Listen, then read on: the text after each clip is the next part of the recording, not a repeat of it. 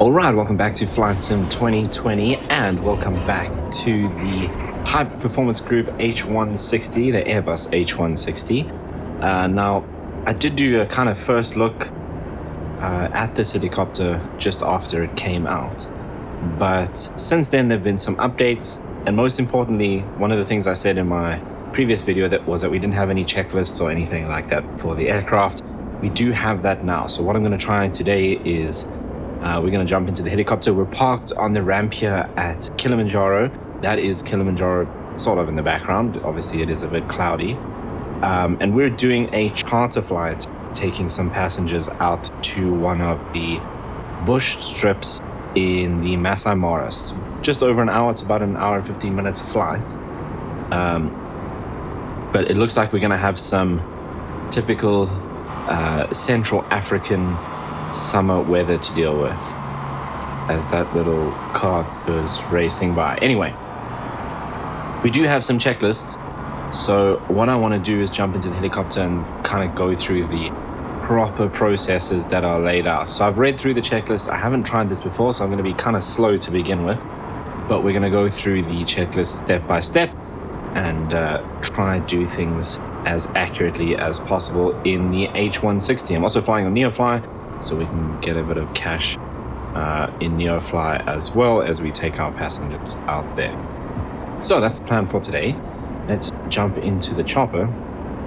In fact, before we do that, let's just take a look around. So Kilimanjaro is out that way. That looks like where the worst of the rain is, but we're actually going in the opposite direction, which, might be a bit worse. So there is quite a bit of terrain out in the direction that we're going. So we're probably going to need to go up to about at least 10,000 feet. I think to be safe, we might even need to do like 12,000. I wanted to do this VFR, but I don't think we're going to be able to do that. So we would, let's maybe call this IFR and we'll go up to what it would be 12,000. I think is going to be the safest. Obviously, we've got a lot of features in the H160 to help us with terrain avoidance, but yeah, that looks pretty rough out there. I think it's like isolated patches of storm cells, so it's not going to be IFR like that the whole way. I think once we get through this after a few minutes, it's going to start clearing up, and it should be pretty clear on the other side when we get to the Masai Mara area, but we'll see how it goes. Right, let's jump in.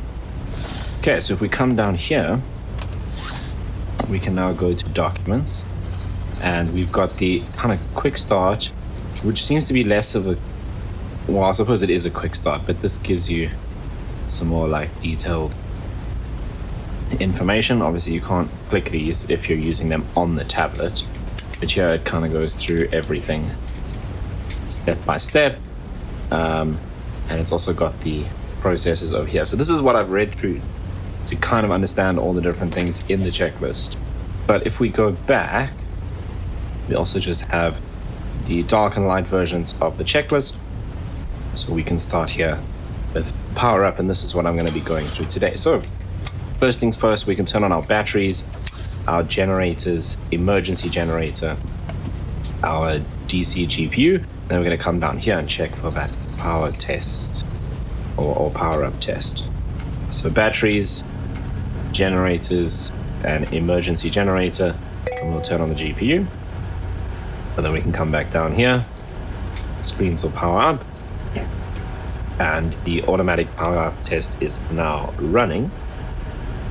So once that's done, we'll do RA1 and 2, FMS 1 and 2, and then we'll do the lamp test, check the lights, and check that we get the audio test complete. Cool, power up test is okay. So there's FMS, RA, and we'll pop this to lamp. Lights come on, we get the audio test. That all looks good. Cool. Right, let's acknowledge that message. Let's just say that we have the EPU connected. We can go across here. So, this is this page. All of this should look good. Nothing looks weird there. We will set we want to check heading and standby compass. We're pretty much east slightly off, and so that checks. So altimeter, I'm just going to get the flight sim to set it automatically, so it looks like our QNH is 1013. We can just test that. The reason why I'm just getting flight sim to automatically set it, because it sets it over here and on that side as well, which just saves us a little bit of time. Right, so we've been through that. Okay, decision height for our takeoff, I'm just going to do 100 feet. And we'll obviously change that when we come into land. Okay, fuel quantity, 981 is checked, and if we come across here, 981, that is checked. So that's set. Okay, let's do lights, which are down here. So we'll do position on, and we'll turn on the anti-collision as well. Passenger signs also, and emergency exit lights. Cool, that's done. Cockpit lighting we don't need because it is kind of early afternoon. Right, floats should be off. Let's actually just check, because I think we do tolls as well. Wipers obviously we don't need right now. And this guy we can set to on, floats are set to off, so that's good.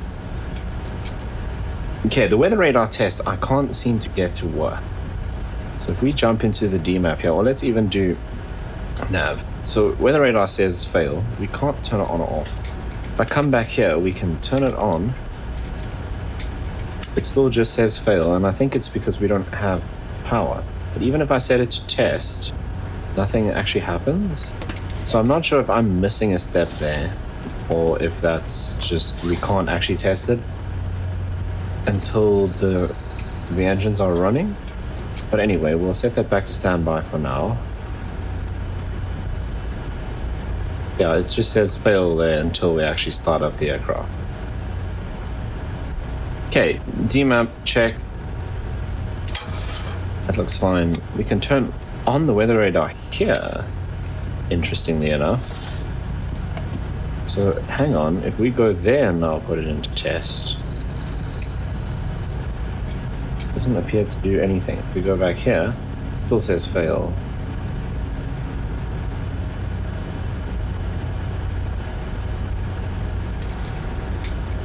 Okay, well, we'll leave it on standby for now. We're definitely going to use that on our flight, but... Okay, so that's checked.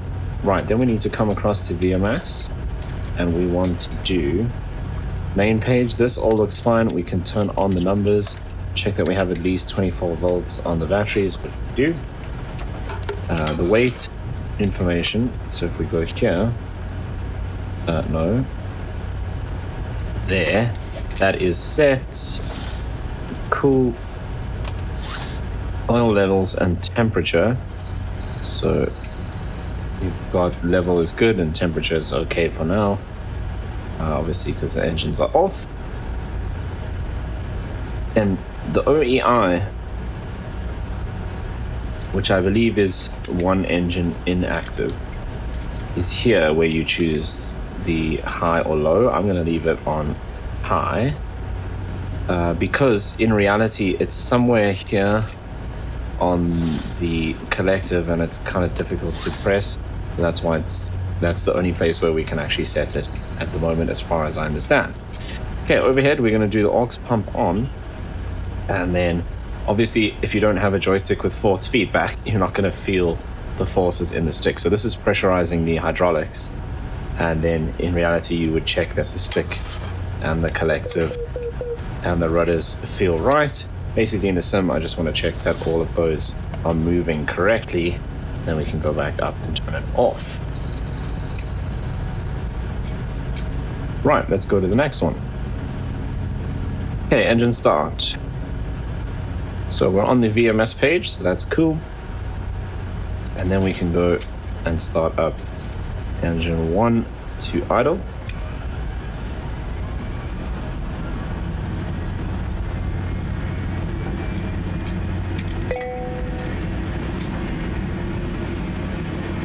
Okay, so we're just going to check that N1 and TOT are coming on. So let's actually go back here. That's N2, N1's coming up, TOT's coming up. Our rotor should be spinning, which it is.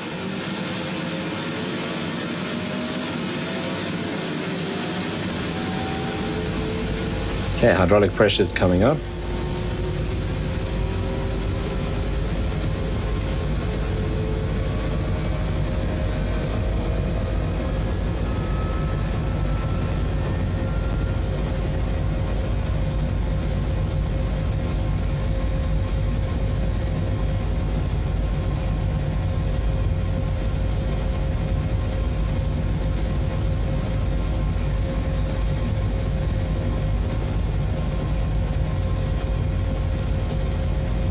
Right, stabilized at 80, which it pretty much is. It's bouncing around a little bit, which is interesting.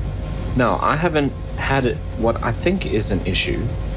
So you'll see when we start the second engine, what I've had in the previous couple of test flights that I've done in the 160 is that the torque will sit all the way down until we actually flip the engine from idle to flight. So let's see if that happens this time. So we're going to put this engine into idle, and we'll come and check the same things. So N1 comes up, TOT comes up nicely.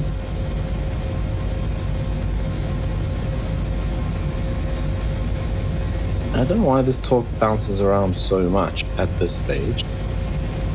Okay, N2's coming up. And look at the torque, it's still on 0. And then it comes up, but sits around 6.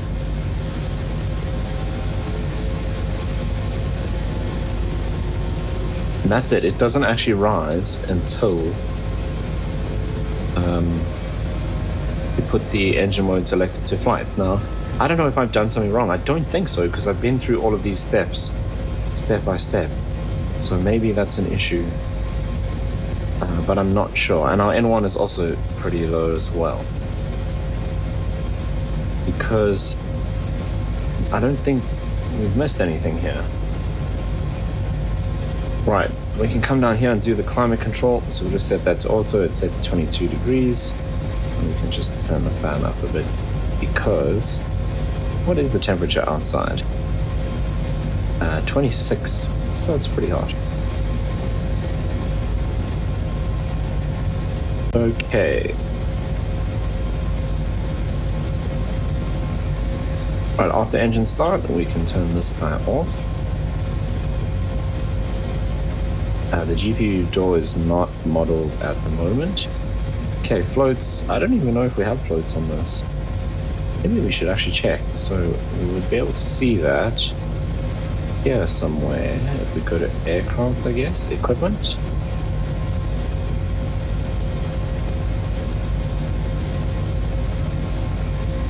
So this stuff we can't actually fit yet. That's going to come later. All of these things will come later on. So the floats, yeah, I don't think we can fit those yet. So that's still coming. Okay. Oh, unless we can't change this with the rotors spinning as well.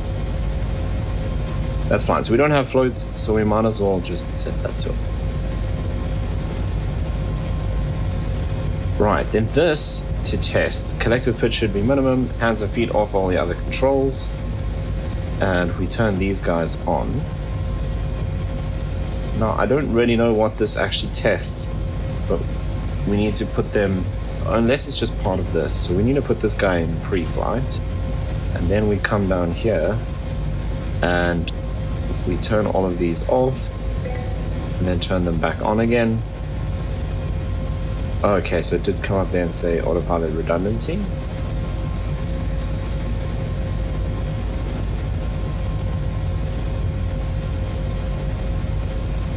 I actually have been lazy and I haven't done all of my bindings for this aircraft, so I need to go and bind that autopilot backup cut so we can actually do that test properly and maybe see if it comes up with something else. I'm just turning them all off and then on quick. So you see this torque and N1 still hasn't come up. Okay, but these are all back on, which is good. Pre-flight test, okay. So let's go back to documents.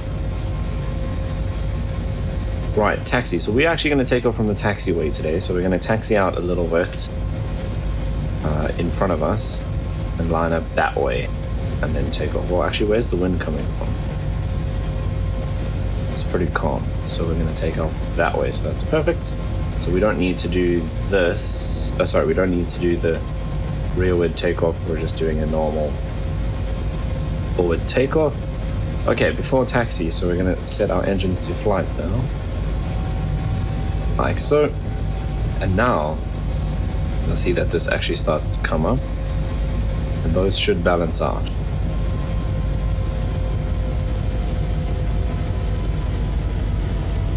Cool.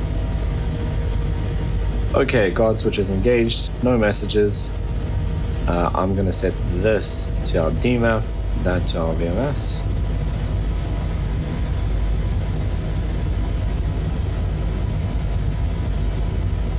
Okay, landing lights.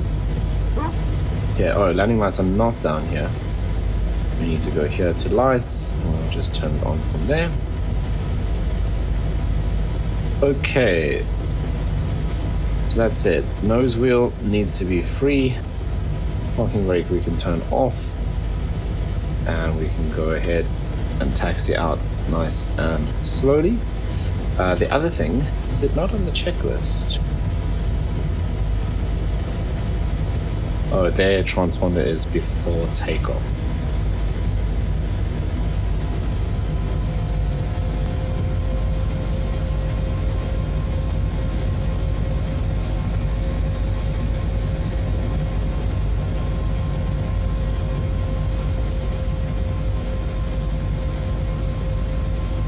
Oh, the weather's getting worse out that way. We can't see Kilimanjaro at all anymore.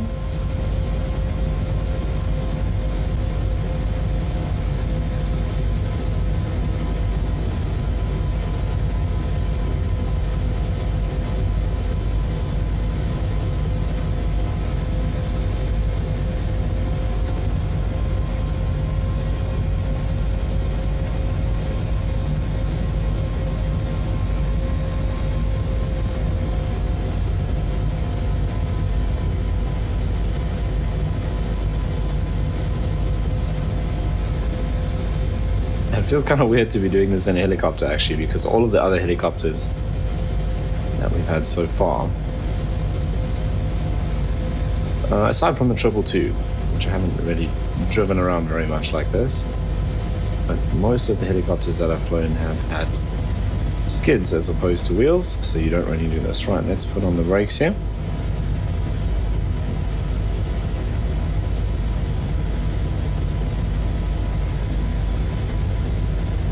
Okay, so we need to come and sort out our transponders. We can just click here, switch that over to altitude. Okay, parking brake. I like to set the parking brake for takeoff. It just makes it so we don't roll around. Just bring the nose up and then get into the hover. Okay, we don't need to prep any autopilot modes. We'll do that as we're flying. That is set to 100. Transponder is now on. Transponder is now on. Don't have floats. No message except for landing lights, which is fine. Right, into the wind, which is actually directly behind us. Brilliant. Let's actually then go ahead and turn around. We'll do a bit of a circuit around the airport, which is actually kind of cool.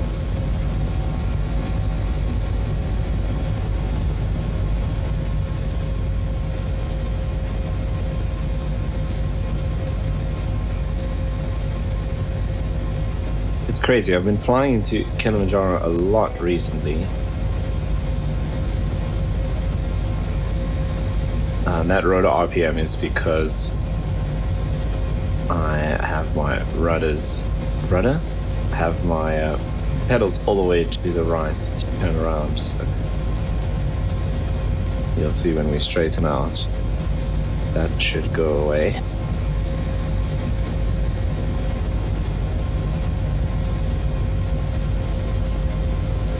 Yeah, I've been flying into Kilimanjaro a lot recently, and the wind always comes from this direction. I've never ever used the other runway. So I don't know why I thought we would be going out that way today. Okay.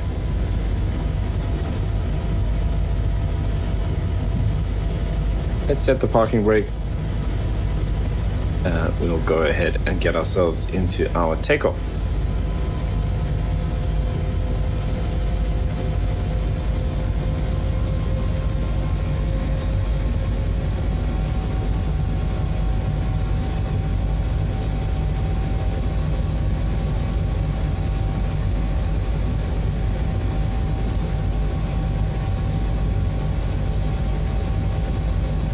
Right, and here we go. Out of Kilimanjaro.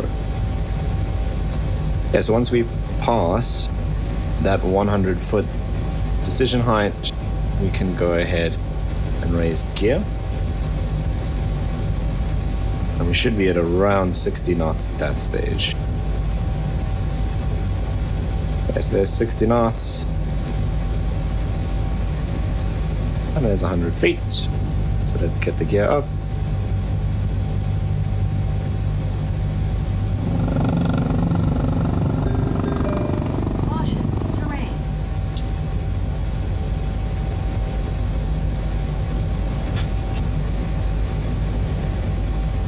Okay, and we can start our left-hand turn here now as well. And keep climbing. So we're going to go all the way up to 12,000 feet to get over the terrain.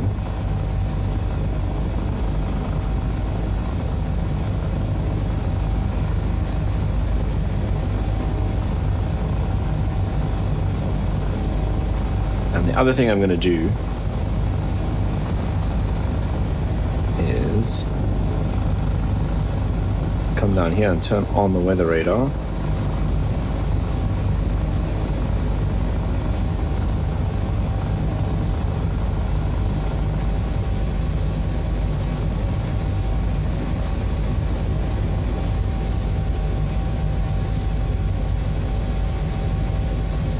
Which does not appear to be doing anything at the moment.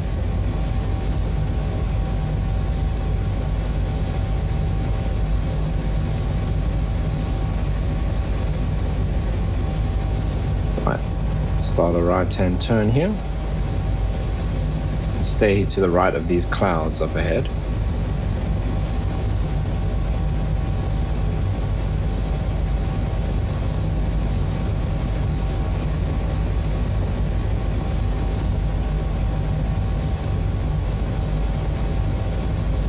So I'm not going to follow that GPS track exactly, so we can just try and stay out of some of the clouds here rather.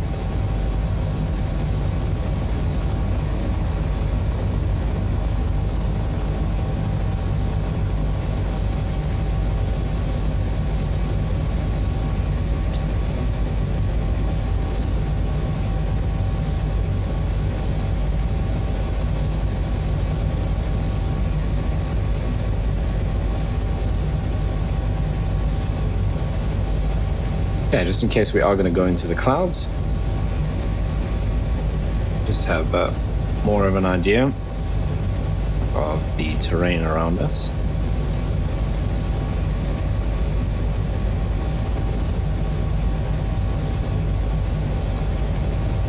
Okay, so I'm actually kind of fast here because we should climb at about 75 knots. What does it say here?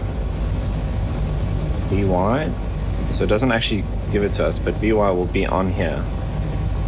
I think it's about 75 knots.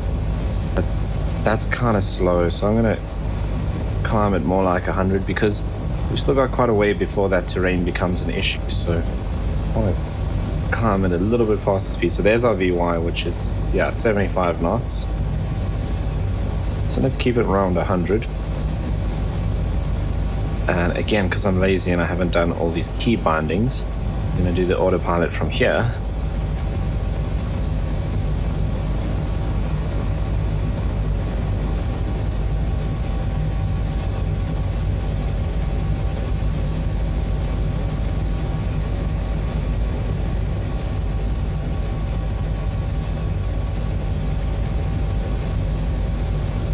And so we'll just get that to hold our IIS and set our power for a decent climb rate. We are kind of heavy today. We're about 90 to 95% capacity. A few drops of rain on the windshield now as we pass here.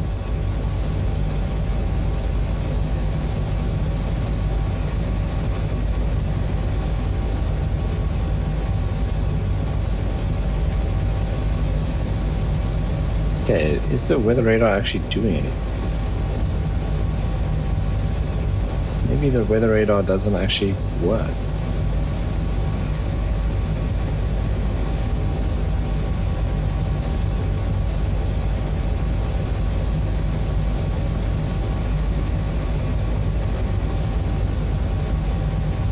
That's kind of cool.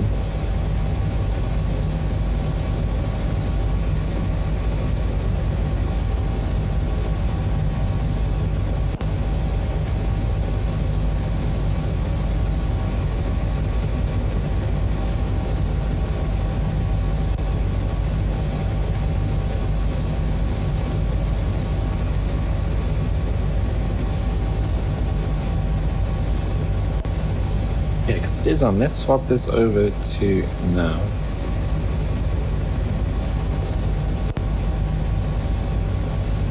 There, that looks like some weather readings over there. Okay, so it doesn't appear to be doing anything on the D-map.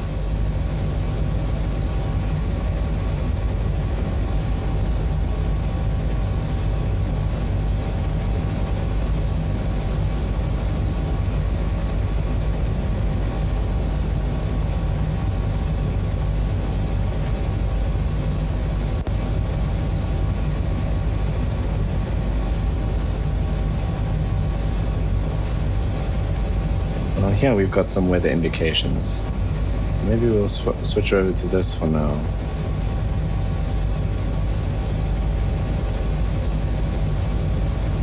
Okay, time to go. Oops, that's not what I wanted. That's what I wanted. So about 84 minutes. So about an hour and a half. Just under an hour and a half to go. We'll bring that time down a bit once we get to 12,000 feet, because then we'll speed up to probably 120 to 140 knots. So those mountains up ahead is part of, or are starting to form part of the terrain that I'm worried about.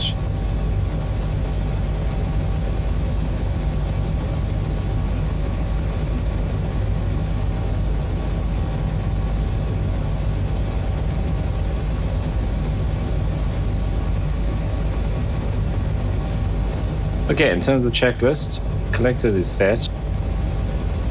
We're climbing above VY so that we don't waste a huge amount of time. ACS is set.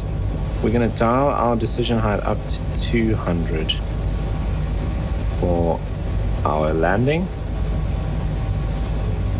which is kind of just a general thing. Obviously, if we were doing like an instrument approach to an airport or something, we would set that based on the procedures. Okay, fuel was still good. 2.5 hours on board, which gives us about an hour's worth of extra fuel. And that's all set. We're following roughly following the GPS at the moment. And so we're pretty much good for now. Let's keep our autopilot stuff up there. Yeah, it looks like we are going to be heading into the rain a little bit shortly. Maybe just cut through this gap on the left here.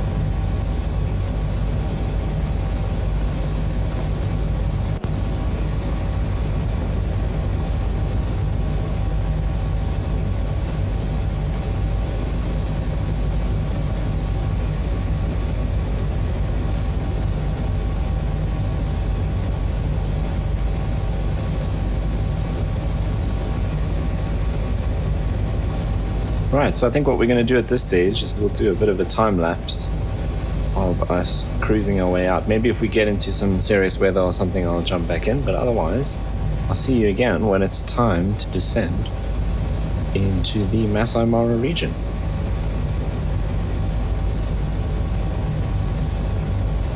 Okay, so we've passed all the high terrain now. Let's actually start getting some console lights in here.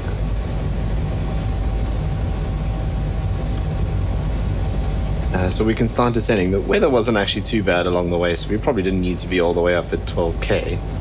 But it's not the end of the world.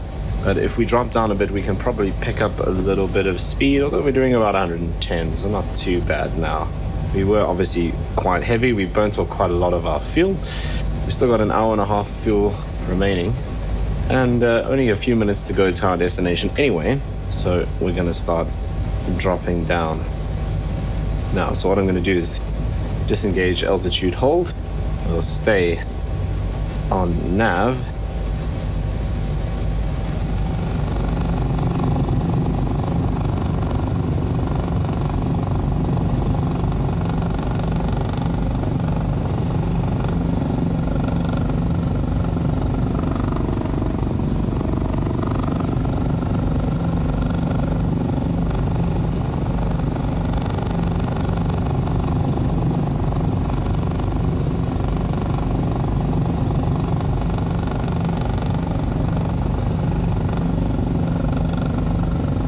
Beautiful late afternoon here in the Masai Mara. So we've actually crossed into Kenya now. Take a look here. There's the border over there. So we started off in Tanzania and we've now crossed over into Kenya, heading up into the Mara Triangle now.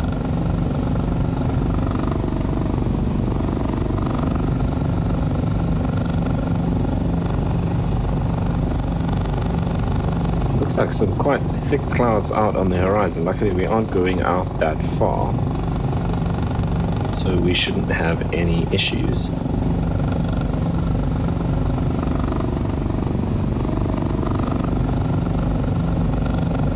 Okay, passenger signs are on, autopilot is set as required, decision height we've set to 200 as a kind of generic thing for landing. Now the FLI is this measurement over here. If we go all the way down to 2.5, there's 2 horizontal lines. You don't want to go below that. And I believe it starts to do something with the rotor RPMs. Not the rotor RPMs, with the engine RPMs getting out of sync or something. It's something about desync in the 2 engines. So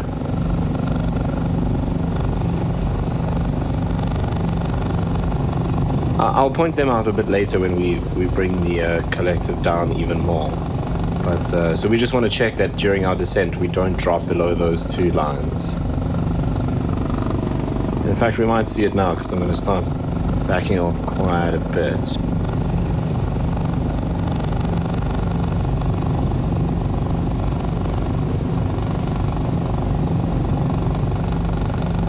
So we want to start slowing down in any case.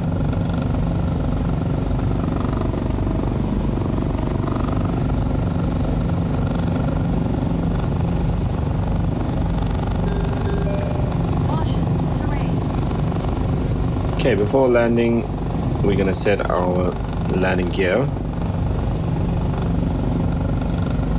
Nose wheel and parking brake we will have on and locked for this. So nose wheel locked. There's the 2 horizontal lines. So we don't want to drop this below there during our descent. Okay, we've set that. Let's just check our altimeters, 1015. Landing lights can come on, which I did turn off during the cruise. Signs are already on, anti-collision light is on. Okay, level surface landing we want to do about 50 knots and about 500 feet per minute as we come into the landing site.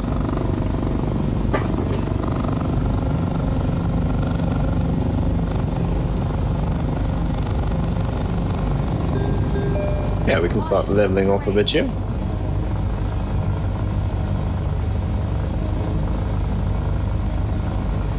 I mean, the sun is, well, yeah, sun is already set, so we're going to be touching down right at the end of the day here.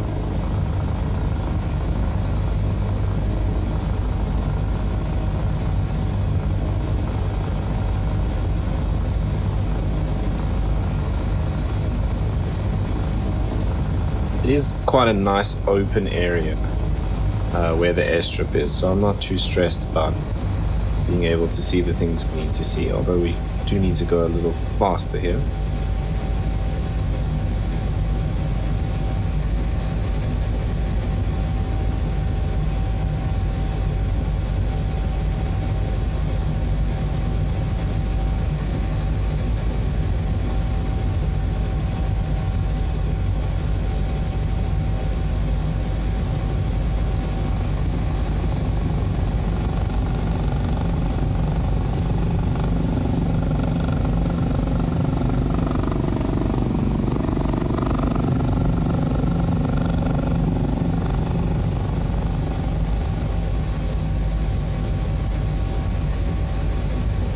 Okay, so about 3 minutes to go.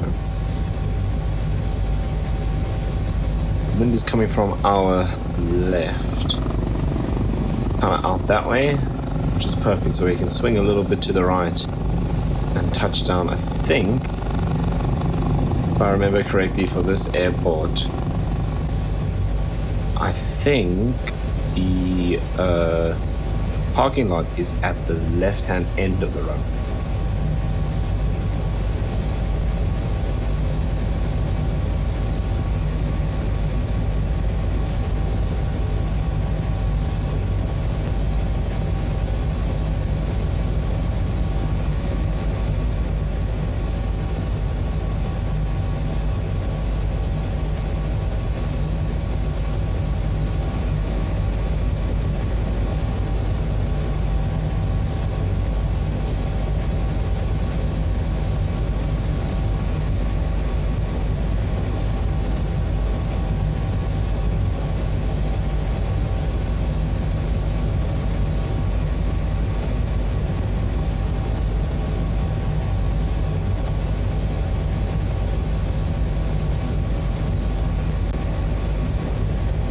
Okay, we should be able to see the runway shortly.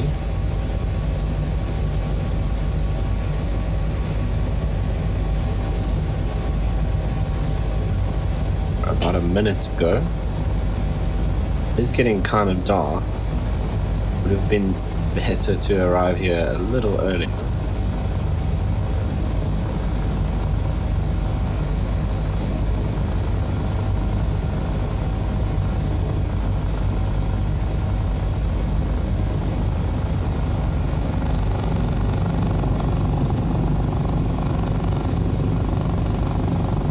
I can see the runway and the parking lot, or the kind of parking area is down there.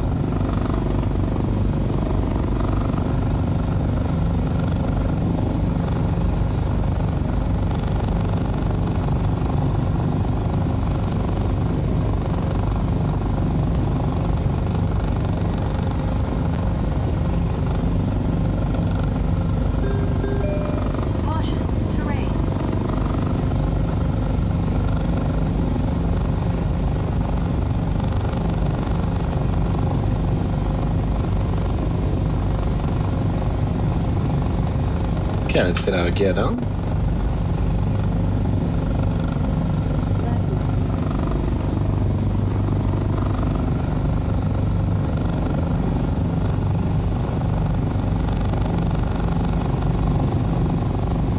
Want to aim for about 50 knots and 500 feet per minute descent. That was our decision height, so we're below 200 feet now. Everything looks good. We just need to find a decent place in the parking.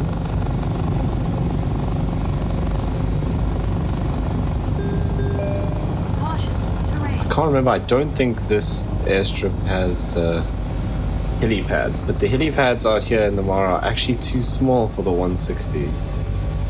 Yes, they are. There they are, two straight ahead of us. They are too small. Oh wow, there's a fuel truck that's just rolled up here.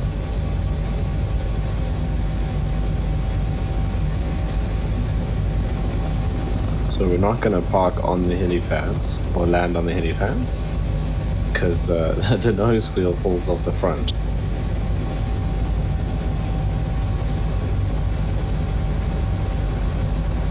Okay, we don't want to go all the way into the taxiway there. So we'll put it down about here somewhere.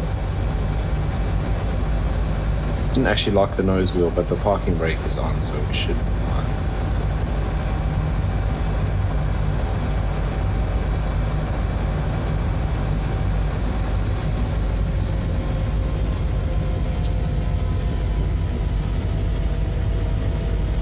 Right, there we are on the ground. Let's go and do our shutdown checklist. So parking brake is set, collective minimum, everything else is centered. We pop engines 1 and 2 into idle.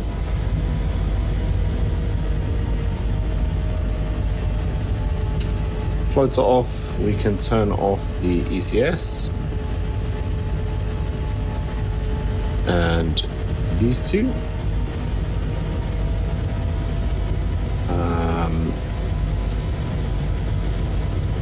Yes, we give it 30 seconds and then we can shut down the engines.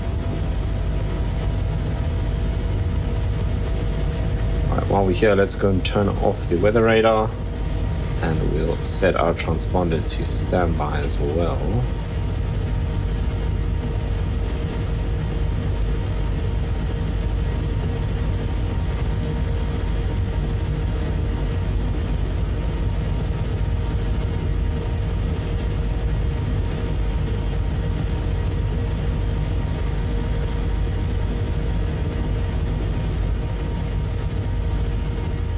Okay, also might as well turn off our landing lights at this point.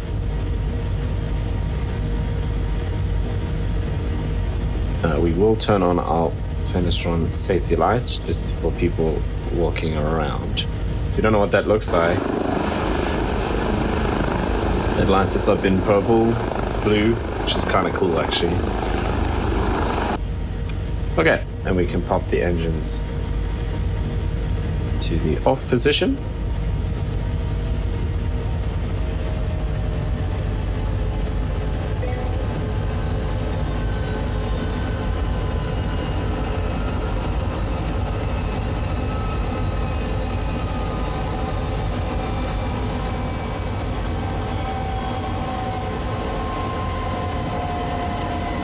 Okay, so NR, let's just switch this over.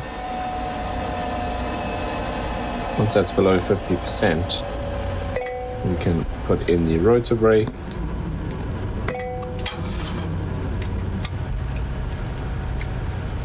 Okay, rotor stopped, so we can release the brake.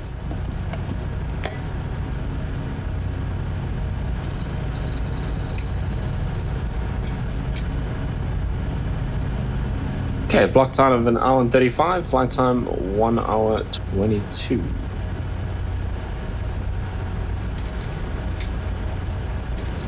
And I'll turn off the lights.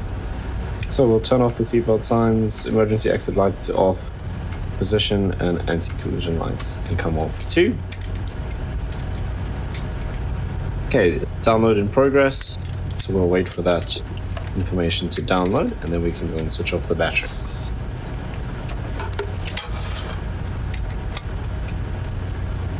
Cool, download is complete. So batteries and then all the other switches. So we'll do these FMS switches as well. Generators. Emergency generator. Otherwise, everything else is back where it was. And then let's switch off the batteries.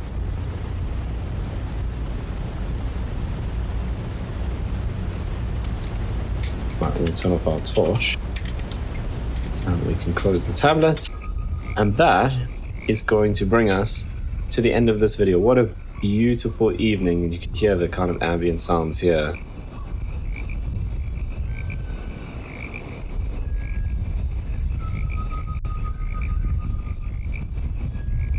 Some frogs, some birds out there. And of course, a vehicle. Right, bus to pick up our passengers. We probably wouldn't need a bus. It would be a couple of these Land Cruisers with our, I think, 10 passengers. Right, anyway, That's going to bring us to the end of this flight. Again, the high performance helicopters for flight sim are just on a whole other level. What a cool aircraft. This scenery, actually, if I remember correctly, is free. It's the AnyBuilds Mara scenery, so go check out the AnyBuilds website if you want to get